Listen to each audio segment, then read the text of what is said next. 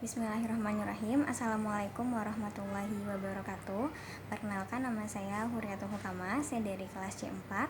Saya dari kelompok 8. Di sini saya akan mempresentasikan mengenai pengambilan keputusan strategi manajemen konflik antar guru. Nah, ada 6 langkah untuk membuat keputusan yang efektif. Sebelumnya, menurut Mulyasa, konflik dapat diibaratkan sebagai pedang bermata dua.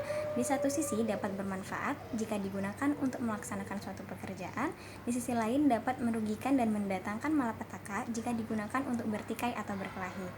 Demikian halnya dalam organisasi. Meskipun kehadiran konflik sering menimbulkan ketegangan, tetap diperlukan untuk kemajuan dan perkembangan organisasi. Dalam hal ini, konflik dapat menjadi energi yang dahsyat jika dikelola dengan baik.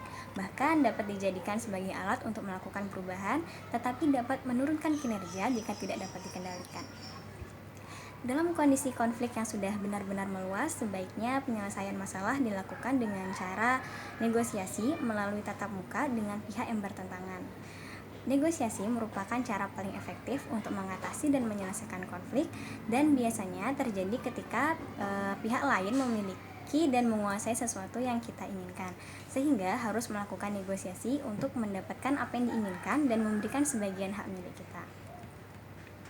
Negosiasi merupakan cara menetapkan keputusan yang bisa diterima oleh semua pihak dengan berbagai konsekuensinya di masa depan, yang memiliki beberapa karakteristik sebagai berikut. Yang pertama, melibatkan orang, baik sebagai individu, perwakilan organisasi, maupun perusahaan. Yang kedua, mengandung konflik yang terjadi sejak awal sampai ada kesepakatan untuk melakukan negosiasi.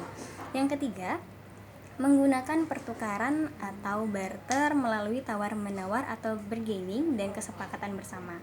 Yang keempat, menggunakan pertemuan tatap muka melalui bahasa lisan, gerak tubuh, dan ekspresi wajah. Yang kelima, menyangkut sesuatu yang ada di masa dan diharapkan terjadi. Yang keenam, menghasilkan kesepakatan bersama. Misalnya, kedua belah pihak sepakat untuk tukar guling tanah, itu misalnya. Oke, pengendalian konflik di sekolah yang paling baik adalah memahami penyebabnya dan berusaha menghilangkannya. Misalnya, memindahkan tenaga ke pendidikan untuk penyegaran dan mengatasi kejenuhan dalam melakukan pekerjaannya. Di samping itu, dapat juga dilakukan dengan menciptakan lingkungan kerja baru yang lebih kondusif, aman, nyaman, dan menyenangkan. Nah, kepala sekolah harus memahami kecenderungan proses alamiah dalam menyelesaikan konflik antar guru. Di samping itu, harus memahami berbagai pendekatan pemecahannya agar dapat memilih salah satu pendekatan yang paling tepat untuk menyelesaikan konflik di sekolahnya.